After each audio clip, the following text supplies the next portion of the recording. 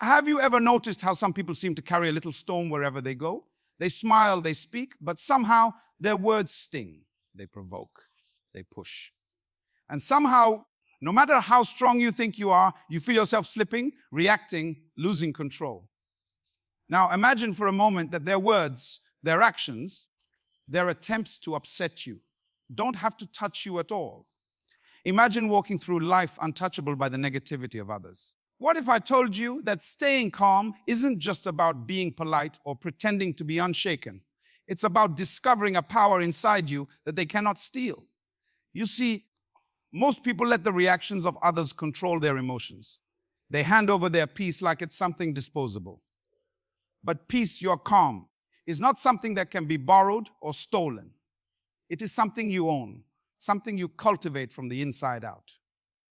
And here's the truth: when you understand this, when you truly grasp the secret of staying unshaken, you rise above not just their words, but above the entire storm they bring. Think about it. Every word meant to provoke is really a reflection of them, not you.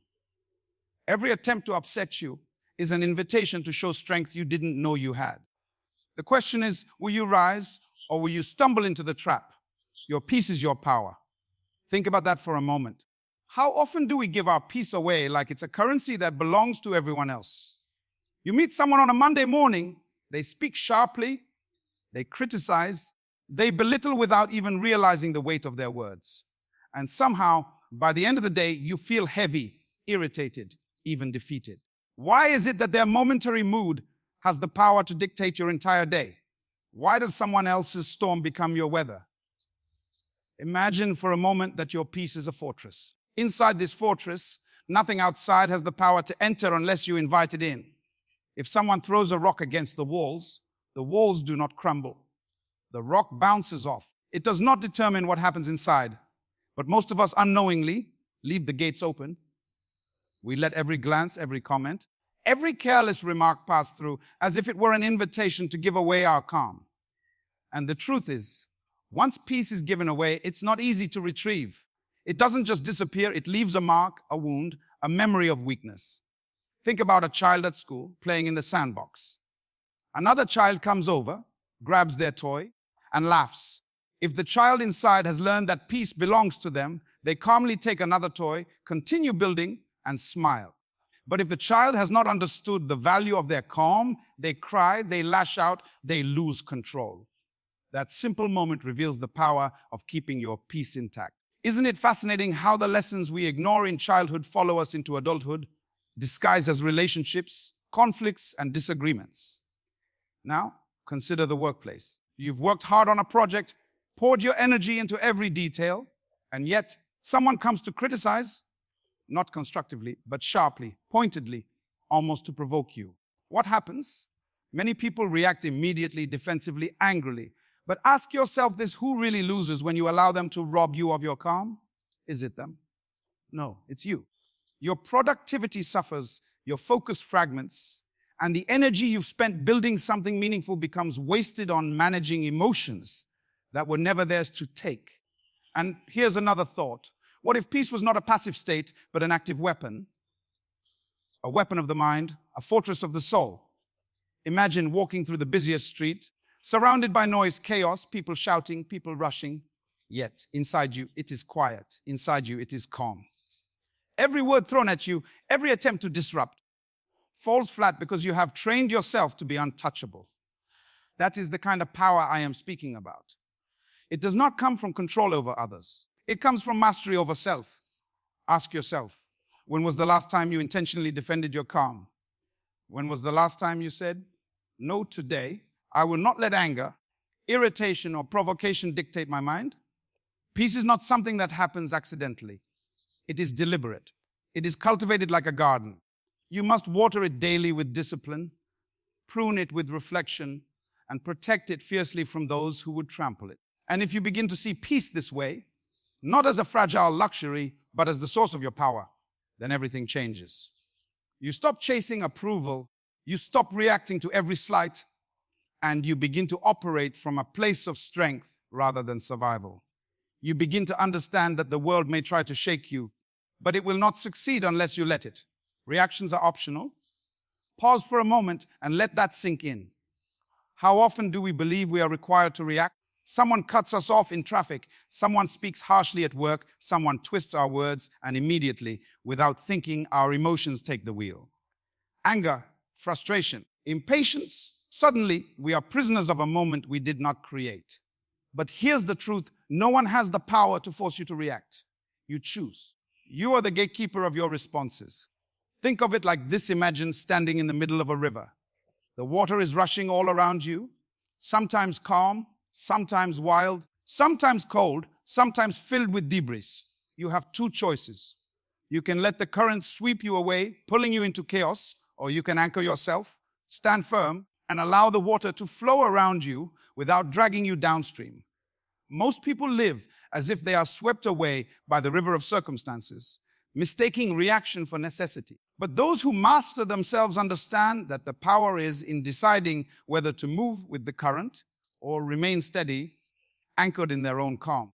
Consider a moment from daily life. A coworker criticizes your effort in a meeting, loudly, pointedly, trying to make you feel small. Your immediate reaction might be to snap back, to defend, to prove your worth. But ask yourself, what do you gain by responding in the heat of the moment?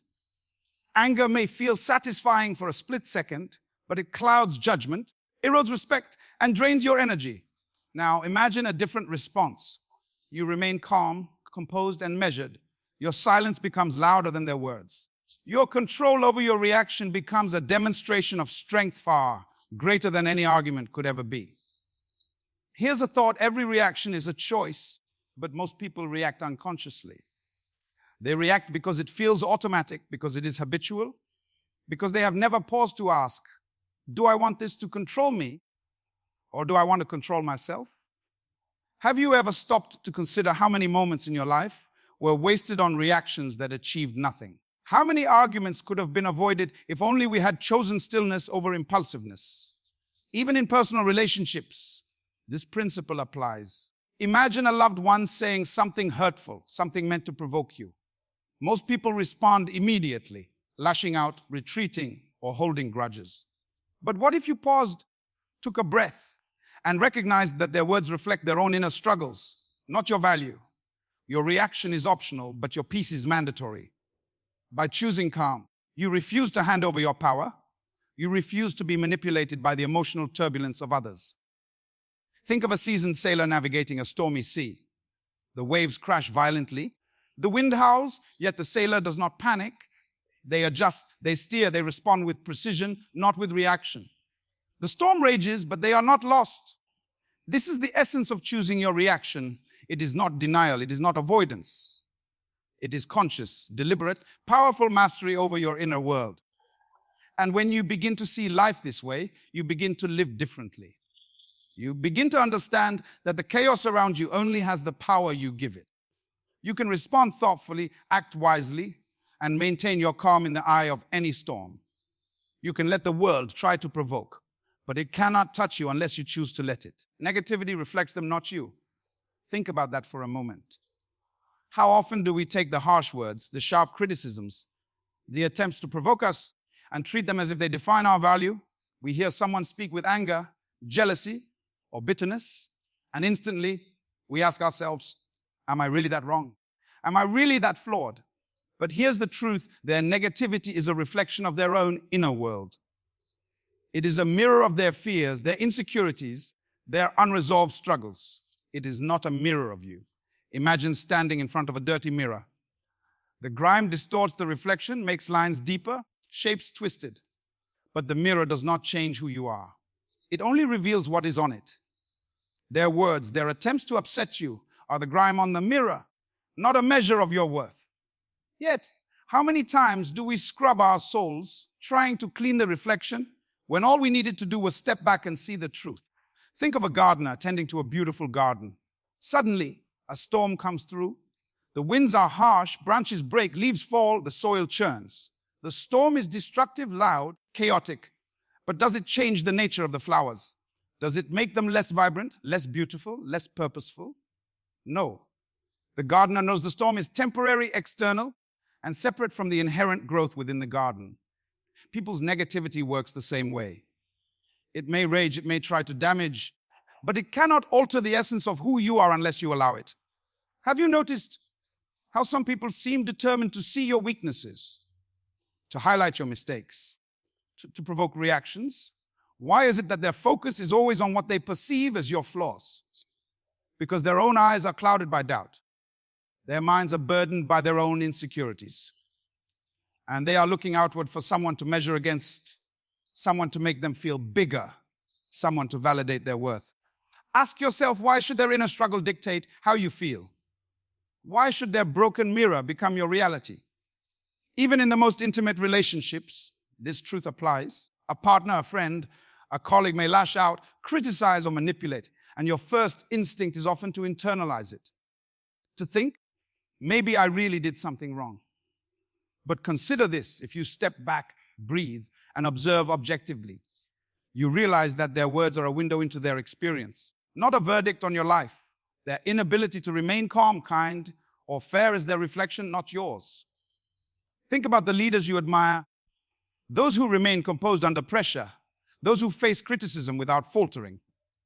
Why do they not crumble when people attack them? Because they understand this principle.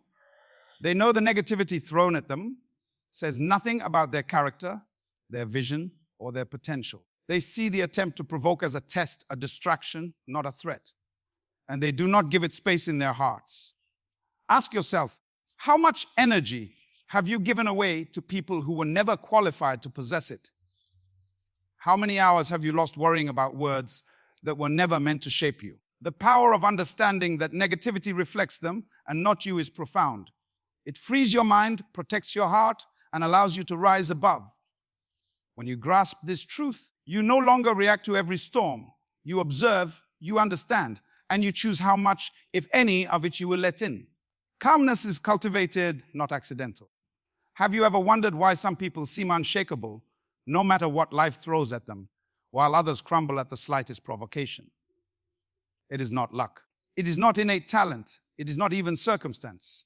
True calmness is like a muscle. It must be trained, exercised, and strengthened over time. It does not arrive because life is easy, nor does it appear simply because you wish for it.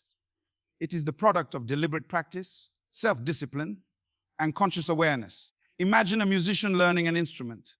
The first notes are awkward, uncertain, full of mistakes.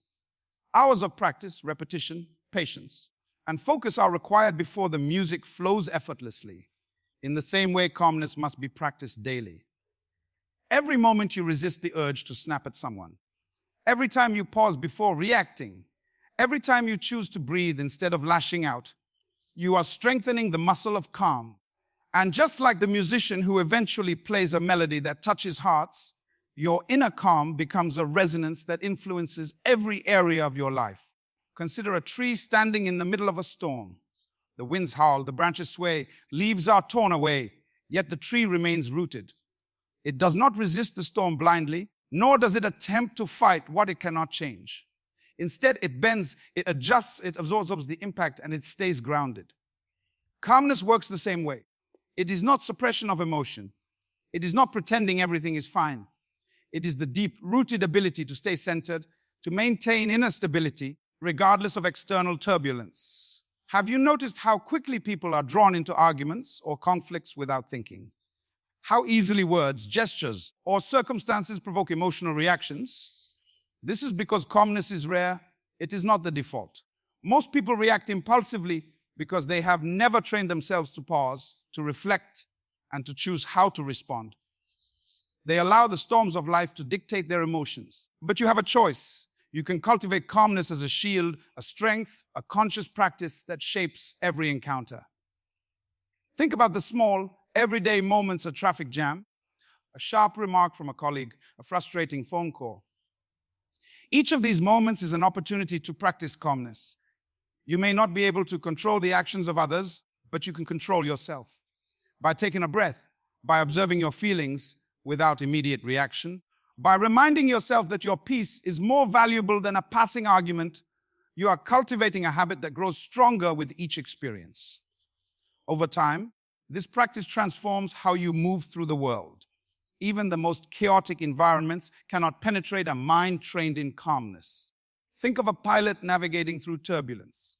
The plane may shake, the passengers may panic, but the pilot remains composed, relying on training, knowledge, and focus. Calmness is your inner cockpit. It allows you to navigate the chaos of life without losing control. And the more you practice, the more natural it becomes. You do not have to wait for a perfect moment, a calm environment, or an easy day. Every moment, even the difficult ones, is an opportunity to strengthen your inner calm. Ask yourself, if calmness were truly cultivated, how would your life change? How would your relationships, your work, your decisions, and your sense of self be transformed if you were consistently unshaken? The answer is simple but profound. Everything changes. Calmness is not an accident. It is a choice. And the moment you decide to make it a priority, to practice it intentionally, is the moment you begin to wield a power that no storm, no person, and no circumstance can take from you. Every provocation is an opportunity to demonstrate strength, wisdom, and control. Pause and think about that. Most people see provocations as problems, as obstacles, as moments designed to break them. But the truth is far more powerful. Every person who tries to upset you, every situation designed to throw you off balance, is offering you a chance to rise above, to show the depth of your character, and to reveal the calm mastery you have cultivated within yourself. The question is, will you see it, or will you be blind to the lesson hidden in the challenge? Consider the athlete who steps onto the field. The crowd may jeer, the opponent may taunt, the referee may make a questionable call, but the athlete does not allow these external factors to determine performance. Each distraction is a test not of skill, but of composure. Similarly, life will throw words, actions, and situations your way that are meant to test your inner strength.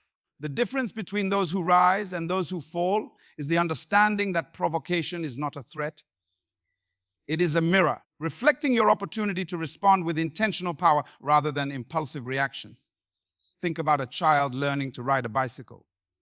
Every stumble, every fall, every scrape is not a failure, it is a lesson. Each time the child regains balance, each time they pedal forward despite fear, they grow stronger, more confident, more resilient. Life works the same way. Every person who tries to upset you, every conflict, every harsh word, it is part of your training ground. These moments are the scrapes, the falls, and the stumbles that shape your ability to remain unshaken. The question is not whether provocation will come, it always will. The question is, what will you do with it? Even in leadership, this principle applies. A true leader is rarely tested by calm waters. They are tested by storms. Criticism, jealousy, opposition, and attempts to provoke, they are inevitable. But every leader who rises above does, so not because the storms are gentle, but because they understand that these moments are opportunities to model strength, to demonstrate poise, and to show that nothing external can dictate their inner state. People will always attempt to pull you into their chaos, but the ability to rise above, to act with wisdom rather than reaction, becomes the measure of your influence and power. Ask yourself, how often have you allowed someone else's attempt to provoke you to steal your focus, waste your energy, or rob your joy? Every provocation that succeeds is a gift you have handed away, a lesson ignored, a moment wasted. But when you begin to see provocations as opportunities, everything shifts. The sharp words no longer wound, the criticisms no longer distract, the challenges no longer intimidate. Instead, you step into each moment with clarity, control, and confidence, knowing that the power to respond wisely belongs entirely to you. Think about the sculptor who chisels a block of marble. Every strike, every removal of stone is intentional. What appears destructive to the untrained eye is actually creation. Provocations work in the same way. Every attempt to upset you is a chance to carve a stronger, wiser, more resilient version of yourself. Each time you resist the impulse to react, each time you choose calm over chaos, you are shaping your character, sharpening your judgment, and solidifying your inner strength. And when you finally embrace this perspective, when you see provocations not as attacks, but as invitations to rise, you unlock a power few ever experience. You no longer live at the mercy of circumstance, the words of others, or the chaos around you. Instead, you become the master of your own mind, the guardian of your own peace, and the architect of your own destiny. So, as you step out from this moment, remember this: Your peace is your power. Your reactions are your choice. Negativity reflects them, not you. Calmness is a skill you cultivate. And every attempt to upset you is not a threat. It is an opportunity to rise, to grow, and to show the strength within you. Carry these truths with you. Let them guide your steps and watch how your life transforms. May you walk through every storm unshaken. May your heart remain steady when others try to disturb it. And may your spirit shine brightly, untouched by the chaos around you. I wish you the very best on this journey, and may success, calm, and fulfillment accompany every step you take. Thank you and good luck.